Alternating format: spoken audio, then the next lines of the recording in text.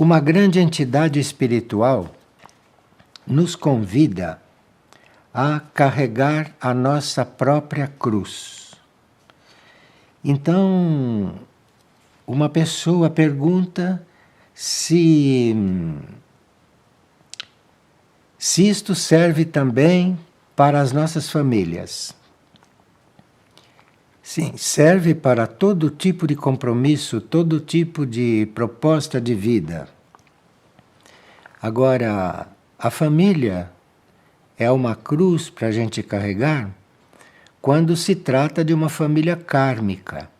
Isto é, uma família que se reuniu para que os débitos e os créditos se ajustassem através das vidas.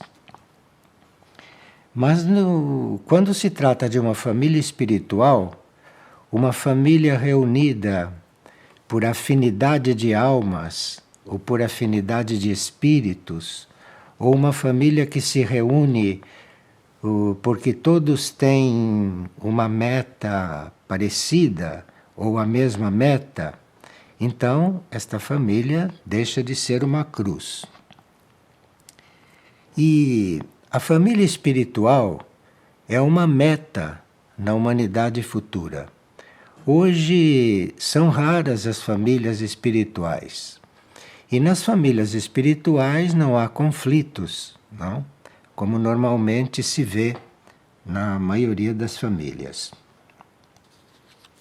E outra pessoa está perguntando a respeito de telepatia mental.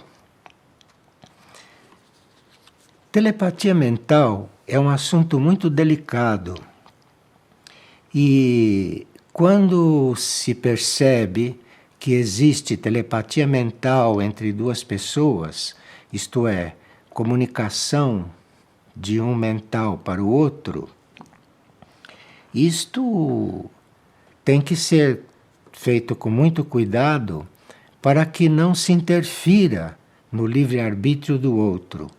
Então, os telepatas mentais teriam que vigiar para transmitir as coisas de uma forma autêntica, assim como vem da alma, e tomar muito cuidado para que a mente humana ou a mente analítica não se envolva com o assunto. Porque a mente, mesmo sem querer, tende a controlar o outro, tende a interferir no outro, e isso, na telepatia mental, deve-se ter muito cuidado. Mas a telepatia mental não é o único tipo de telepatia que existe. Existe a telepatia cardíaca, que é aquela transmissão, não, de sentimentos de coração para coração, de área cardíaca para área cardíaca. E essa seria a telepatia que se busca. E depois existe também a telepatia anímica, que é aquela comunicação de alma para alma. E essa parece que é a telepatia mais pura. Mas aqueles que quiserem aprofundar este assunto, que é muito importante e muito interessante, poderão procurar o livro Telepatia e o Veículo Etérico, de Alice Bailey. Porque nós podemos ter uma telepatia correta, uma telepatia sadia, telepatia evoluída, cuidando do nosso veículo etérico, que é o nosso corpo de energias, não? E não procurando controlar o outro. Enfim, Telepatia, o Veículo Etérico é muito esclarecedor. Um livro científico, mas de muito alcance espiritual. Para aqueles que querem se trabalhar em matéria de comunicação. E uma pessoa está perguntando como é que fazemos quando alguém que tem um contato conosco e que convive conosco não quer se entregar aos seus níveis interiores, aos seus níveis superiores.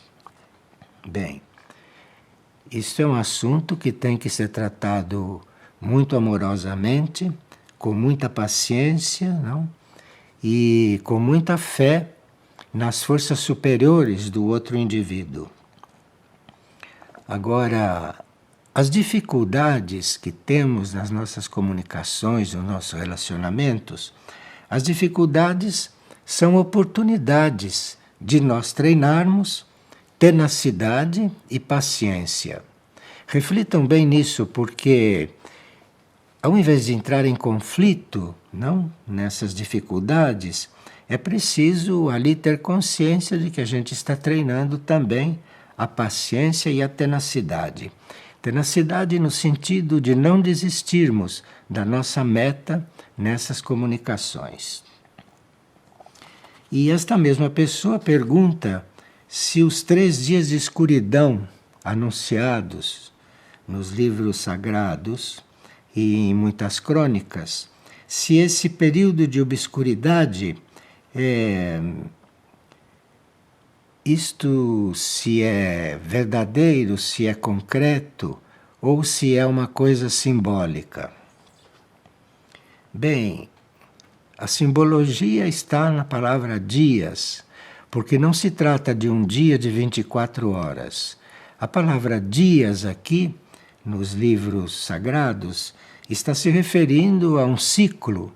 Então seriam como 3 ciclos de escuridão, 3 ciclos de ignorância, 3 ciclos de incompreensão a respeito do que está se passando. Então pode não ser escuridão do plano físico, no plano físico, escuridão solar, por exemplo, como muitos creem. Pode ser que se esteja tratando de escuridão mental, de escuridão na compreensão das coisas, de escuridão a respeito daquilo que está acontecendo. E parece que este período de 3 dias de escuridão já teve início, porque nós vemos um grande número de pessoas perdidas, um grande número de pessoas desorientadas. E isso tudo faz parte desses 3 ciclos. Enfim, num certo sentido, isso já começou. E seria a hora de nós já estarmos conscientizando isto, de estarmos já preparados e sabendo que isto ia acontecer, sabemos, nesses 3 ciclos, nos conduzir. Não é? E uma outra pessoa diz que a primeira vez que ela veio à Figueira, ela sentiu um impulso muito forte, se deu muito bem aqui. Mas que agora, atualmente, ela está sentindo muita dificuldade para estar aqui. Então tem vindo menos, e ela está sentindo a energia muito mudada. Bem, a energia aqui não é fixa. A energia aqui está sempre em transformação, desde o princípio. Se você acompanhou a Figueira nesses 20 anos, você deve ter percebido todas as mudanças que houve aqui, gradualmente e às vezes não tão gradualmente. Mas isto está nos mostrando que a Figueira está viva, que a Figueira não é algo cristalizado, a Figueira não é algo que se fixa no tempo e no espaço, não? A Figueira está viva e você está aqui, se está em contato com esta energia, você também estará sempre se adaptando, sempre se renovando, não é? Sempre estando em transformação. E ela pergunta a respeito das crianças aqui. Bem, e ela diz que as crianças teriam que ter uma certa estabilidade. Sim, as crianças têm que ter uma certa estabilidade, não? Preferivelmente uma estabilidade material em que elas não tenham que se preocupar com coisas muito concretas, muito densas, que elas possam estar percebendo a sua parte espiritual desde pequenas. E aqui nós temos o núcleo Coração Sagrado, aonde estão se reunindo famílias com crianças, e essa experiência aqui está começando. E nós, adultos, que já estamos estruturados, não? Diante de uma experiência assim, teríamos que ser adaptáveis e teríamos que confiar em que tudo isto está sendo conduzido por uma energia universal, não? Que isso está sendo conduzido por uma energia espiritual. E a energia espiritual também não fica parada. A energia espiritual está sempre em evolução e está sempre em ação. E nós esperamos, temos fé, que a figueira seja sempre, não? Esta vida em transformação. E uma pessoa disse que acabou de ouvir uma partilha de Trigueirinho e que algumas perguntas lhe vieram em mente.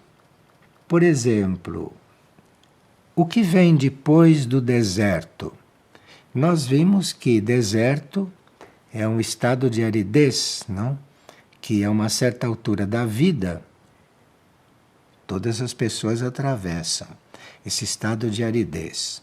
E ela então escutou esta partilha, se interessou pelo assunto e pergunta o que vem depois do deserto, o que vem depois.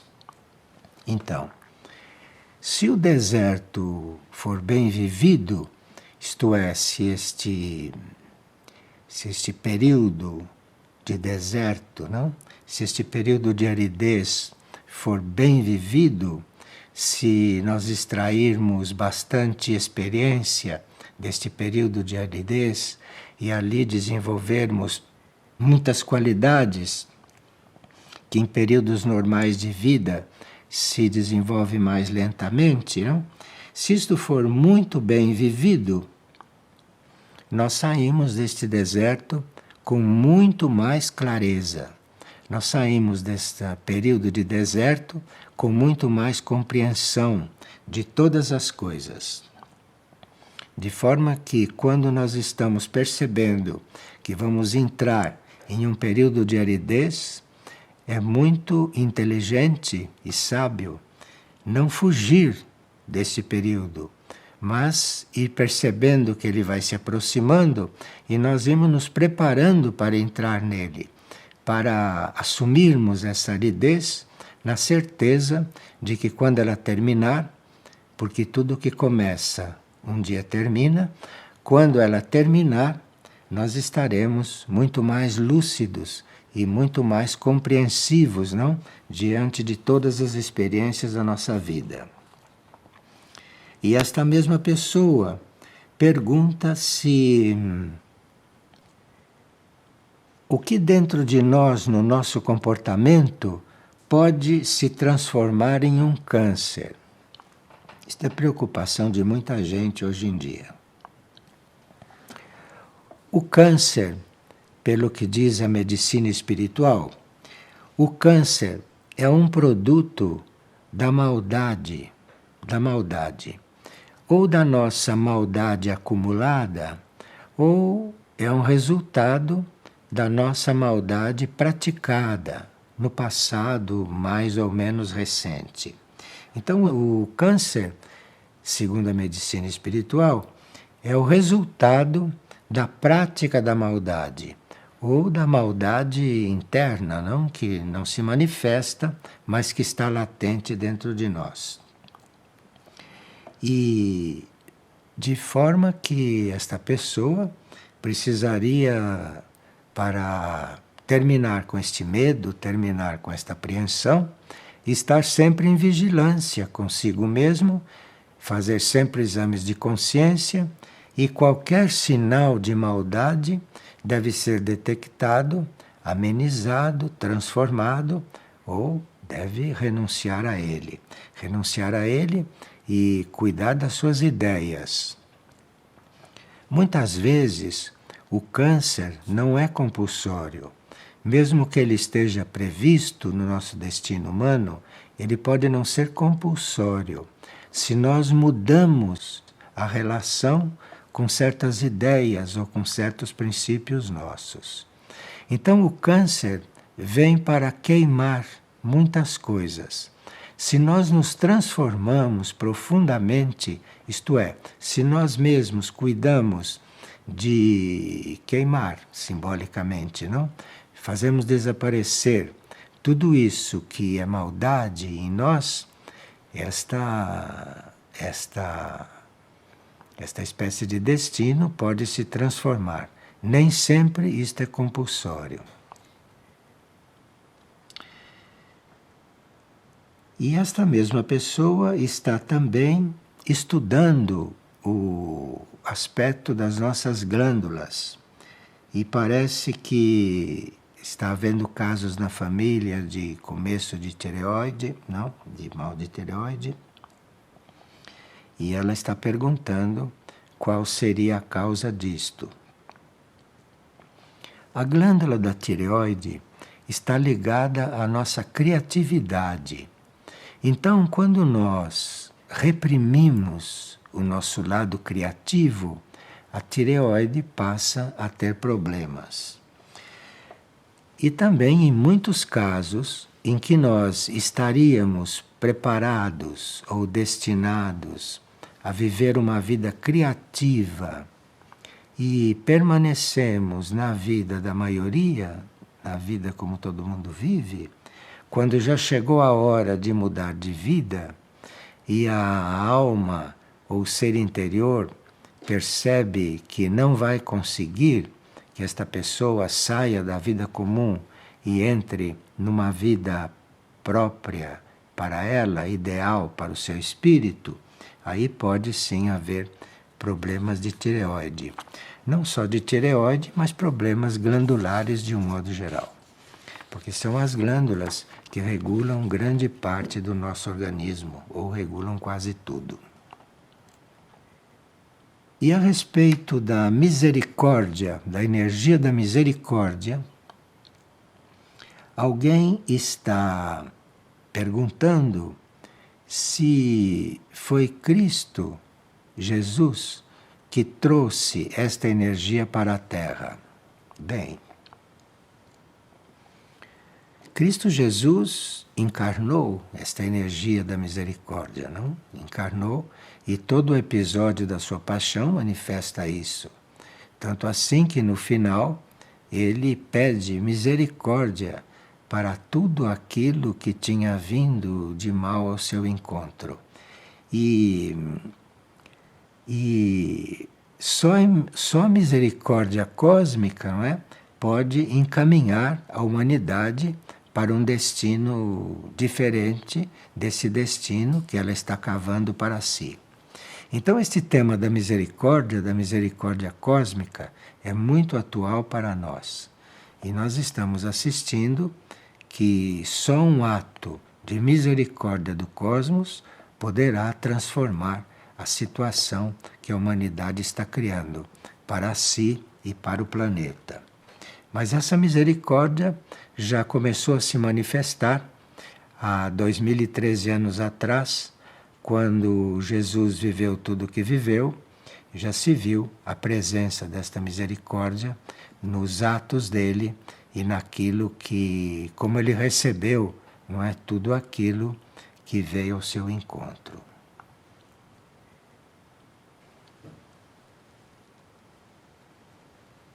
E uma pessoa está perguntando, quando nós estamos orando sozinhos, isto faz o mesmo efeito que orar em grupo ou existe uma diferença? Se quando nós estamos orando sozinhos, se Cristo está entre nós, porque ele disse que quando 2 ou 3 estão orando em meu nome, estou entre eles. Bem, as forças superiores estão conosco, estejamos sozinhos ou com outros. Então, quando 2 ou 3 estão reunidos em nome dessas forças superiores, elas estão entre nós. Possivelmente com mais liberdade, com mais facilidade do que quando estamos orando sozinhos e precisamos de ajuda. Quando você está orando em 2 ou 3, a gente se ajuda, uns ajudam os outros, e isto pode realmente atrair, não é? Atrair mais do que quando alguns de nós oram sozinhos. Mas isto não quer dizer que quando nós oramos sozinhos não estamos atraindo tudo o que temos que atrair. Claro, isso é uma questão de atitude nossa e é uma questão do nosso preparo para, inclusive, orar sozinho. Há muitas pessoas que têm mais facilidades para orar sozinhos e outras que precisam de ajuda. Em ambos os casos, tudo pode ser verdadeiro e tudo pode dar resultado.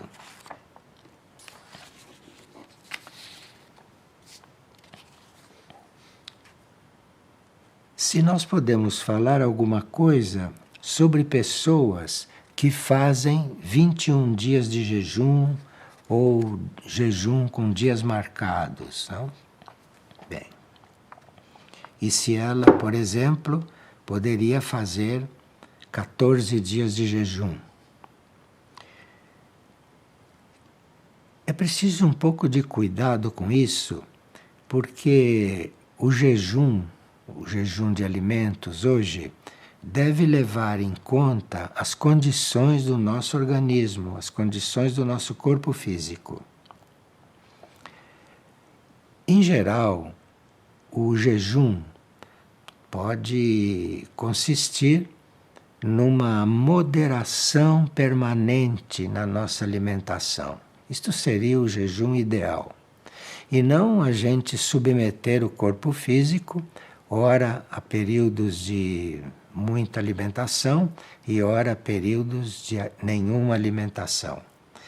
Em geral, o jejum contínuo, isto é, esta contínua moderação na alimentação, isto hoje é o mais indicado, porque hoje nós não somos ajudados pela atmosfera, pelo ar, pelo ambiente, não está tudo muito contaminado, muito poluído.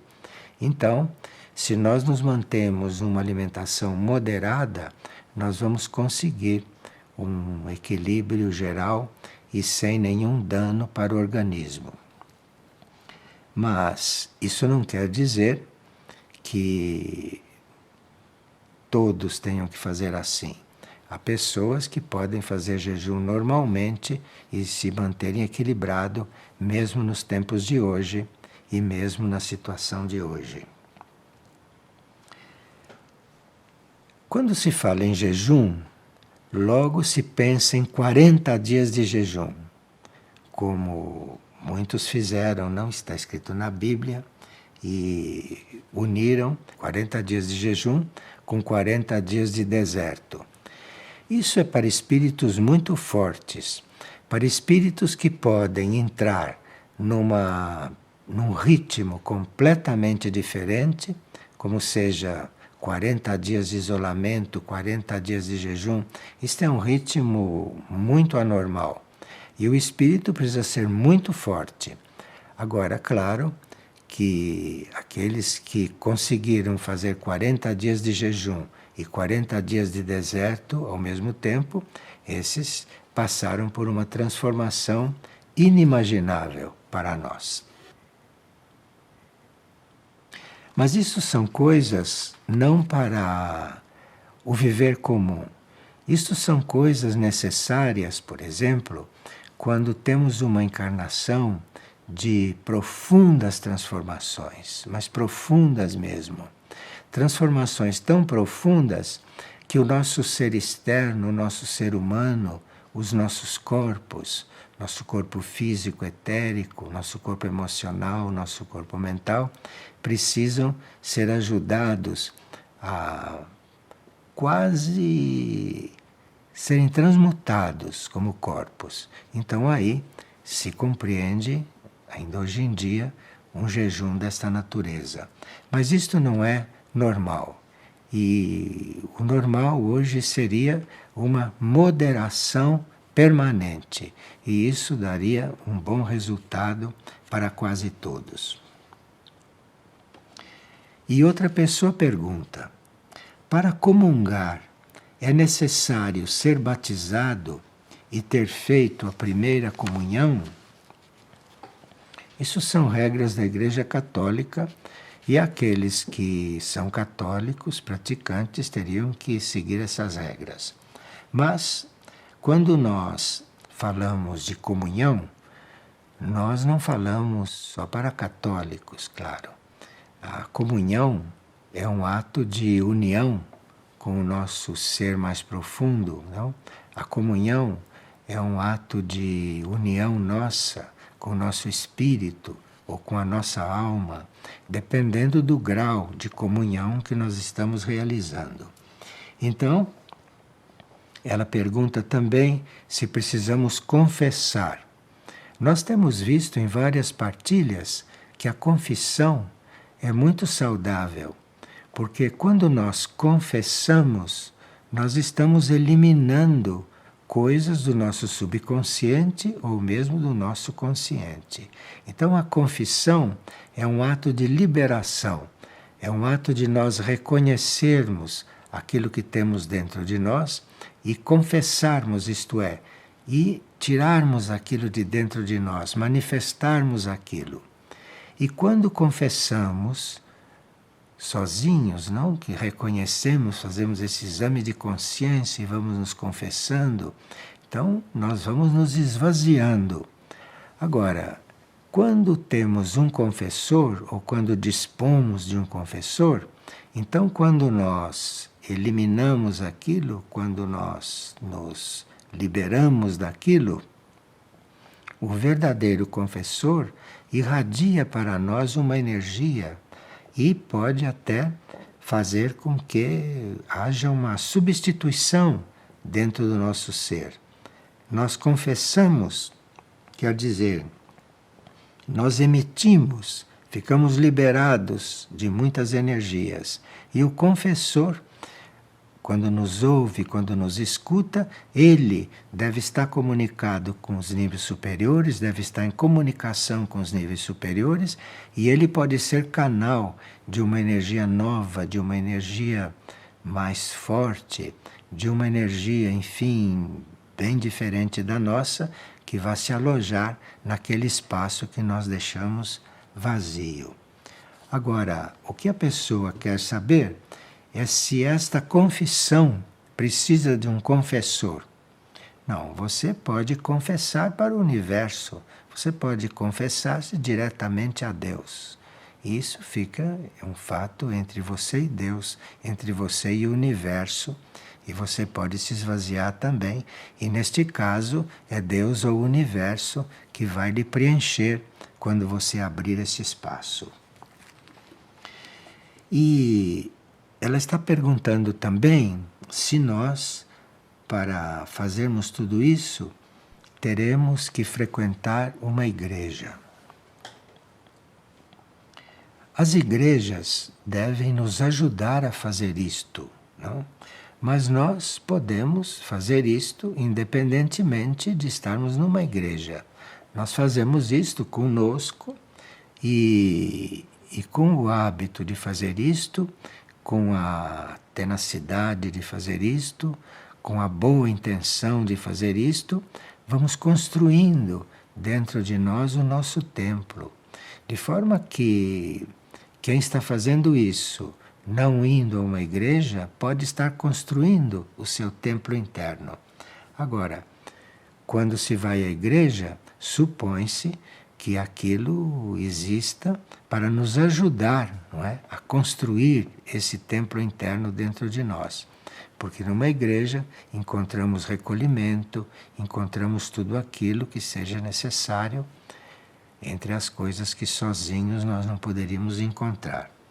Mas as igrejas devem nos ajudar a fazer isto, mas nem todos necessitam disso. Aqui uma pessoa diz que quando nós falamos sobre comunidades luz, falamos sobre retiro, vigília e oração na comunidade. E como praticar isso, ela pergunta, na própria casa, no ambiente em que não estão para isso. Então, se a sua casa não é uma comunidade como você idealizou, você está diante de uma prova. Você está diante de uma prova e dentro da sua casa, você no seu íntimo, não é? Você sem precisar desorganizar a casa ou agredir os outros, você faça o seu processo, prossiga no seu processo, faça o seu processo intimamente, não é? E você está dentro de uma prova na sua vida. E tudo pode mudar. O fato de hoje a sua casa não ser adequada para você fazer o que se faz numa comunidade de luz, a sua casa não precisa impedir você de fazer isto.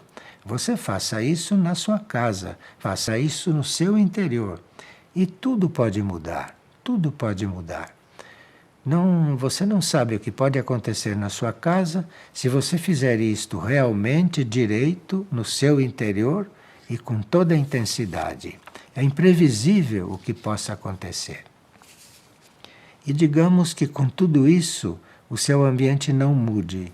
Digamos que com tudo isso a sua casa continue não sendo adequada. Aí é seu espírito que vai resolver esse assunto. É o espírito. Se você vai prosseguir nessa prova mais tempo ou se ele vai lhe retirar dali e lhe dando um outro ambiente, uma outra oportunidade. Mas isso é um assunto do espírito. Isto nem sempre é uma decisão do nosso ego humano. E qual é a causa oculta das dores nos nervos, nos músculos e na cabeça? Bem, uma das causas principais dessas dores e desses males, não? É o mau uso que se fez da mente em vidas anteriores. Então, o mau uso que se faz da mente, isso tanto pode redundar numa doença, em dores, na mesma encarnação, como pode ficar para a encarnação seguinte. Ou os resultados deste mau uso da mente, esses resultados maus, podem começar numa vida e prosseguir numa outra. Isso nós sabemos que é um assunto bastante conhecido. Agora, como resolver isto? Porque ela está fazendo terapias, está consultando psicanalistas e tudo, e não está vendo mudanças, não está vendo melhoria. Bem, trata-se de você renunciar ao seu atual modo de pensar. Nenhum psicanalista pode resolver o seu problema se você não muda o modo de pensar. E se você começa a mudar o modo de pensar, o trabalho do psicanalista vai ser menor, não? Ou você pode até não precisar mais dele se a sua alma aderir ao seu trabalho e principalmente o seu espírito. Tenho sonhos constantes com aviões, diz essa mesma pessoa. E os aviões são de cor branca. Os sonhos com aviões, em geral, simbolizam coisas da nossa mente. Então, se você está sonhando com aviões de cor branca, é sinal que a sua mente está bem intencionada. A cor branca está dizendo que a sua mente está preparada para uma modificação. Há a possibilidade de você começar a usar bem a sua mente. Mente está simbolizada pelos aviões. Os aviões de cor branca estão dizendo que há possibilidade, sim, de você usar bem a sua mente, que ela não vai ser resistente. É preciso resolver, assumir e fazer. E se hoje poderíamos falar de uma maneira mais aberta sobre as iniciações espirituais? Porque ela leu nos livros de Alice Bailey que vai haver iniciações para toda a humanidade. Bem, essas expansões de consciência que nós chamamos de iniciações, Isto depende muito da nossa abertura para os planos superiores e depende muito também da nossa compreensão a respeito do assunto. A humanidade como um todo parece que está neste momento se preparando para um passo na sua consciência, a humanidade como um todo. E isto deve estar sendo preparado, e o que não se sabe bem ainda é qual é a proporção desta humanidade que vai dar este passo e qual é a proporção que não vai dar. Estava previsto que toda a humanidade fizesse uma iniciação em conjunto, mas nos tempos que correm é possível que esta iniciação humana seja parcial, uma parte só da humanidade que dê este passo, ou alguns indivíduos. Quando se dá este passo de consciência, que se chama iniciação, isto muda completamente a nossa vida atual e nada continua o mesmo depois de uma iniciação. De forma que esta parte da humanidade unida que dá este passo pode trazer bastante mudança na Terra, no planeta. E a pessoa está perguntando o que quer dizer recordarás o dia de sábado. E você deve tê-lo como um dia santo. O sábado simboliza um dia que nós oferecemos à consciência única. É um dia da semana no qual nós ficamos totalmente disponíveis para aquilo que for mais necessário no entender da consciência superior.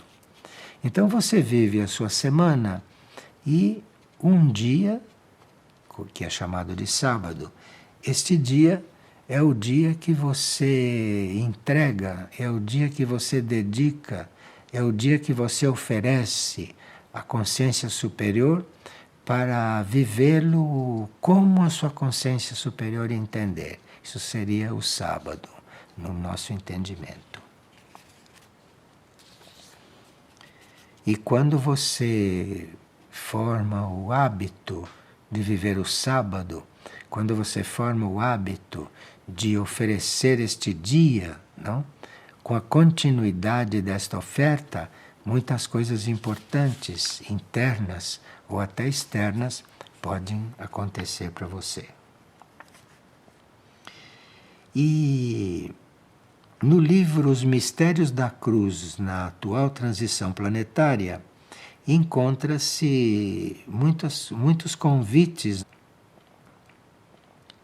a nós aderirmos à suprema renúncia. E cada um vê aquilo que quer e cada um vê aquilo que pode em um livro como aquele, que é um livro muito simbólico, não é?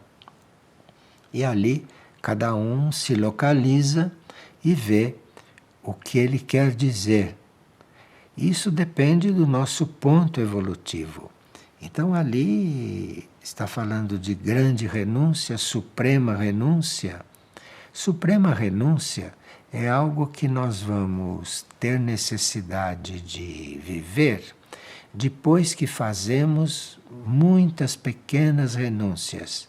Essas renúncias que se faz no dia a dia, essas renúncias normais da vida, depois de fazer muitas dessas renúncias, um dia chegaremos nas grandes renúncias.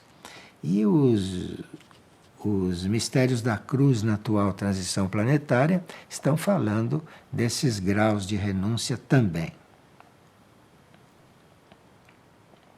E esse ritual, pergunta a pessoa, esse ritual da comunhão, esse ritual de comer o meu corpo e beber o meu sangue, como propôs Cristo na Santa Ceia, todo ritual físico bem feito, todo ritual físico feito com consciência, com vontade, não? E com ritmo, todo ritual físico é uma ajuda para nós chegarmos naquele ritual que nos transforma interiormente. Então, você faz um ritual físico da comunhão, e se aquilo é verdadeiro, vai haver o correspondente àquilo dentro de você, e aquilo que é o mais importante. Mas aí você precisa estar bastante fiel ao seu ritual físico, ao seu processo exterior, ao seu processo aparente, tem que estar muito assíduo nisso, muito fiel a isso, vivendo isto com muita fé, e um dia estas coisas começam a acontecer dentro de você. Essas coisas então começam a acontecer no seu interior. E é aí então que as coisas realmente começam. E a pessoa pergunta: alma e espírito são a mesma coisa? Porque ela tem estudos que dizem que alma e espírito é a mesma coisa. E aqui nós dissemos que existe uma diferença entre alma e espírito.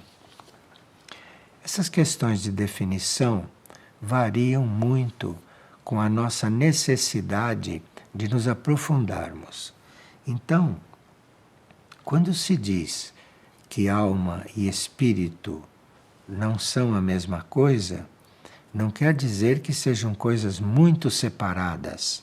São coisas muito unidas, mas que se apresentam para nós com energias diferentes. Então, alma é o nosso núcleo de consciência além do mental, esse mental do qual nós somos conscientes. Além do mental, nós temos esse núcleo de consciência que é a alma. O mental está na dimensão mental. A alma está na quarta dimensão, está uma dimensão acima. E o espírito está na quinta dimensão. É uma questão de núcleos de consciência nossos em diferentes dimensões. Então, quando você alinha a sua personalidade, quando você cuida da sua personalidade, quando você une a sua personalidade, isto é, você forma uma união, um canal entre a sua mente, as suas emoções e o seu corpo físico, os seus desejos, quando você une tudo isto, então esta união leva você para o nível da alma. E aí, quando você une esta sua personalidade toda unida e harmoniosa com a alma, isto leva você ao nível do espírito. Então você vai chegando no nível da alma e no nível do espírito à medida que você vai se alinhando, à medida que você vai unindo os níveis conscientes do teu ser. E aí você vai então fazendo este alinhamento. Então você vê que você passa pela consciência da sua alma, depois você começa a buscar a consciência do seu espírito, então você vê que isso tudo forma o seu ser. Não é? Então, esta doutrina que diz que alma e espírito são a mesma coisa, está cuidando de mostrar todo o seu ser unido. Mas, dentro do seu ser, você tem realmente todos esses níveis, ou tem realmente todos esses núcleos. Então, quando você fala de alma, você está falando do seu núcleo consciente na quarta dimensão. E quando você está falando de espírito, você está falando no seu núcleo na quinta dimensão. E isso é o trabalho da vida. O trabalho da vida é nós irmos ficando conscientes, mais conscientes possível no nível em que nos encontramos e buscando a união com o nível imediatamente superior. Isso é o trabalho da vida. Aqui diz, em cada era, em cada religião ou filosofia, em cada cultura, em cada raça, a mulher sempre teve uma grande expressão em todos os tempos. E se isto é a energia da Mãe Universal, sim, é sempre a energia da Mãe Universal, que vai se manifestando em todas as épocas, dentro do grau que a humanidade pode suportar e dentro do grau que o planeta pode então receber. Então, sim, isto é sempre a Mãe Universal, desde o princípio, que se manifesta na potência, na expressão, né, que naquele momento as coisas podem suportar. E principalmente que a humanidade pode compreender isto. Mas agora, pergunta a mesma pessoa, parece que está vendo algo diferente. Sim, porque nós estamos começando a reconhecer que não somos só nós, como humanidade, que estamos desenvolvendo certas coisas. Nós estamos começando a perceber que o planeta onde nós estamos também está passando por expansões de consciência. E neste momento, por exemplo, existe a parte feminina da criação, que nós chamamos de Mãe Universal, que tanto está atuando sobre a humanidade, como está atuando também sobre o planeta. De forma que isto é uma expansão de consciência no nível da humanidade e no nível do planeta também. E ela se intitula Mãe Universal, num certo grau de manifestação. Ela se intitula Mãe Planetária, se ela está se referindo a ela no planeta, ou ela se refere à nossa mãe quando está se referindo à humanidade. Mas é sempre esta mesma energia cósmica que se apresenta em diferentes maneiras, em diferentes graus, para nós, individualmente, para grupos, para a humanidade ou para o planeta. E a pessoa pergunta, ao longo da história, houve vários profetas e videntes anunciando o fim que estava próxima. E todas essas profecias falharam, porque os séculos passaram e nada aconteceu. Bem, não sei se nada aconteceu. Nós estamos neste momento no final de um ciclo, no final de uma época. Isto pode não querer dizer que o planeta chegou no fim. Não, o planeta vai continuar. O que está no fim é um ciclo da vida da humanidade, um ciclo da vida do planeta, o ciclo de uma época. E nós temos a confirmação disso, por exemplo, todas as vezes que abrimos um jornal e vemos a notícia, vemos as notícias. Você abre um jornal e vê o que está escrito, você vê nitidamente que nós estamos no final de um ciclo, que nós estamos no final de uma época. E ali está a crônica do final desta época, ali está a crônica do final deste ciclo. Isto é visível, de forma que os profetas não se enganaram.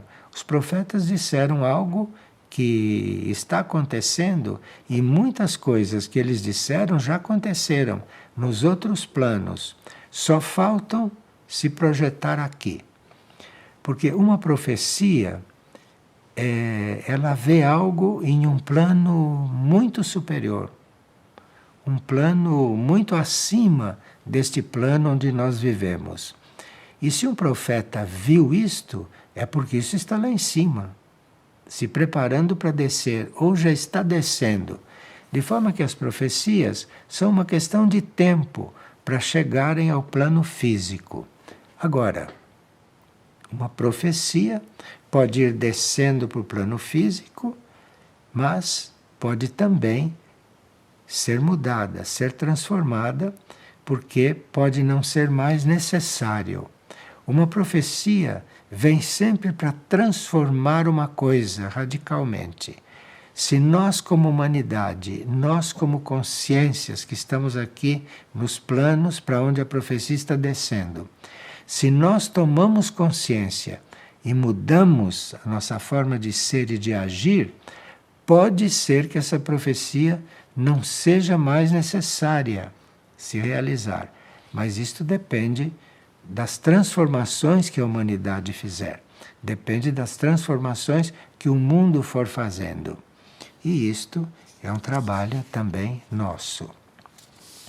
Nós precisávamos, diante de todas essas coisas, compreender finalmente que a nossa vida é apenas um sinal daquilo que se está passando no planeta ou na humanidade toda.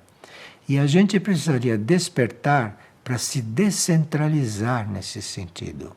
Então, quando você vai percebendo que algo está dentro de você se formando, que é algo que não é positivo, você pode começar a considerar que aquilo está acontecendo também em um nível mais amplo, que aquilo está acontecendo em um grupo, ou que aquilo está acontecendo dentro da humanidade. E em vez de ficar reduzido a este assunto individual, pessoal seu, você se disponha a ajudar os outros, a ajudar os grupos, a ajudar o mundo, a ajudar o planeta. E assim você vai se descentralizando. E no você se descentralizar, você vai ficar fazendo parte de uma força, de uma energia positiva, planetária, hierárquica ou universal. Você deixa de ser aquele pequeno pontinho problemático para se identificar com um ponto muito maior, e por ser realmente maior, ele tem muito mais ângulos de compreensão. E você vai encontrando, à medida que se expande, você vai encontrando as energias que são afins à sua intenção de se expandir. Você vai encontrando essas energias que vão te recebendo e que vão te incluindo na consciência delas, que é o que nós chamamos de hierarquias, hierarquias espirituais planetárias. Então, as hierarquias veem em nós que estamos despertando pequenos pontos de luz, nos estimulam a acender esta luz. E à medida que nós fomos acendendo esta luz, vamos reconhecendo, é como se nós iluminássemos esta escuridão da nossa mente ou da nossa intuição. E vamos iluminando isto e vamos encontrando esses nossos afins muito maiores que nós em consciência. Vamos encontrando esses afins, vamos nos unindo a esses afins e vamos somando todas as nossas energias e as nossas forças. Isto parece uma teoria apenas, mas hoje há muitas almas despertando para isso. Muitas almas que despertam para isso. Às vezes encontram resistência nas mentes, onde elas estão encarnadas. Mas elas já vão despertando para isso. E embora as mentes possam não colaborar, a alma pode prosseguir nessa sua intenção e a uma certa altura a mente ou é absorvida, ou a mente se rende, ou a mente concorda e a uma certa altura se une a isto. E aí nós passamos realmente por uma grande transformação. Quando esse nosso eu consciente, este nosso ego, se une a uma parte superior nossa, a esta parte anímica, nós passamos por uma grande transformação. E, consequentemente, todo o nosso ambiente e tudo aquilo que é aqueles que têm contato conosco passam também por uma influência muito positiva. E isto é o que nós teríamos que realmente treinar agora. Treinar agora para não sermos absorvidos, não é, pelas correntes contrárias que são muito fortes neste momento. Mas o que está aí é uma escolha diante de nós. Nós estamos diante de uma escolha e precisa ver de que lado vamos optar. Vamos optar por ficar no nosso pequeno problema, no nosso pequeno ego, no nosso pequeno íntimo, ou vamos optar por nos unir com algo maior. Tudo isso as energias estão estimulando em nós. Os nossos irmãos maiores estão nos estimulando a isso. E a opção está em nós, porque nós temos o livre-arbítrio, não? Sabemos disso. E aqui uma pessoa está muito preocupada com a situação dos animais que estão com ela. E ela está perguntando como é o processo da desencarnação nos animais. E como devemos tratar um animal que está se preparando para desencarnar? Bem, o animal pode já ter uma alma em formação, o animal pode já ter uma alma formada, ou pode não ter essa alma formada, pode ainda não ter. Mas se ele ainda não tem esta alma formada, ele pertence a uma alma-grupo, a uma alma para a qual vão todos os animais, as essências de todos os animais que estão encarnados. De forma que ela pergunta como fazer com o animal quando ele desencarna, já que ela não participa deste processo de desencarnação dele. O que ela quer saber é o que fazer com o corpo deste animal. Se este corpo vai ficar habitado por quanto tempo ainda, depois que ele aparentemente está desencarnado. Bom,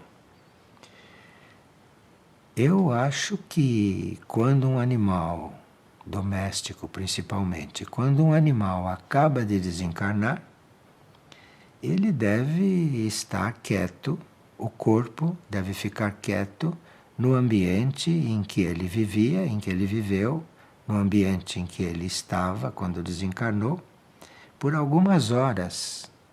Não se deveria cremar ou sepultar um animal imediatamente.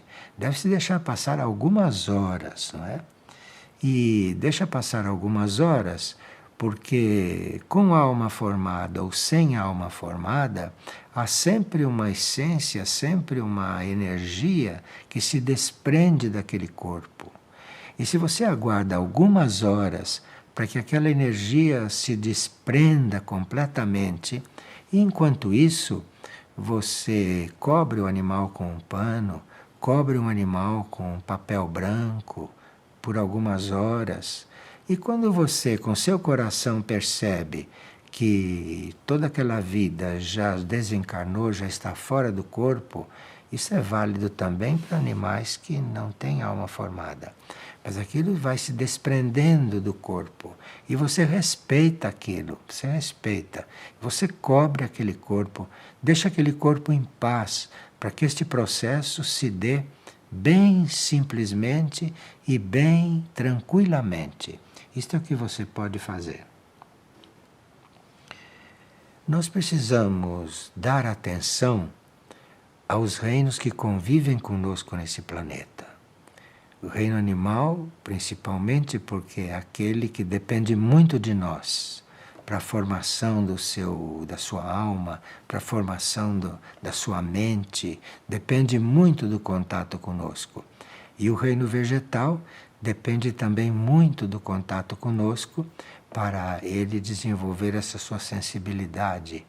Porque nós, como humanidade, já temos sensibilidade mais desenvolvida do que os vegetais, já temos mente mais desenvolvida que os animais, e supõe-se que temos também consciência bem mais desenvolvida que a consciência grupo a qual eles pertencem. De forma que todos os reinos dependem muito de nós, e nós não podemos compreender os reinos superiores para os quais iremos com a consciência. Nós não podemos nem perceber esses reinos superiores, não podemos ter interesse por subir para os reinos superiores se não cumprirmos com a nossa tarefa para com os reinos que estão abaixo de nós na escala evolutiva. Então é na medida que você cumpre as suas tarefas com o reino animal, com o vegetal e com o mineral, com o dévico, é à medida que você cumpre essas tarefas com esses reinos, é que você vai percebendo a abertura em você para se unir aos reinos superiores. E assim os reinos superiores vão podendo te acolher, na proporção em que você vai acolhendo esses que estão dependentes de vocês. Nunca é demais falar isto, porque a humanidade está um pouquinho presa a este ponto entre ela mesma. A humanidade está muito presa nesta convivência entre seres da mesma espécie, do mesmo reino, entre ela e os outros seres humanos. Está muito presa nisto. A humanidade precisa se descentrar para os reinos que necessitam dela, os animais, os vegetais, os minerais. Precisa acolher esses reinos em si para ela começar a perceber a acolhida que temos dos reinos espirituais, dos reinos divinos, não é? Mas isto tudo fica para a humanidade uma teoria e não uma experiência. E nós já estamos na hora de fazermos essa experiência, de começarmos a fazer essa experiência. Estamos na hora, estamos chegando no limite de não suportarmos mais sem fazer esta experiência. Essa experiência de irmandade realmente, não só como nosso ser, nossos seres humanos como nós, mas também com os reinos que dependem de nós.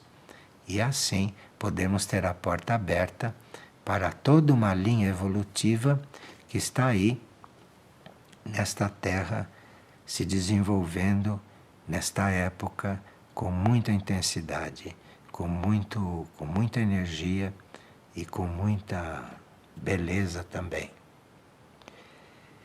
Obrigado.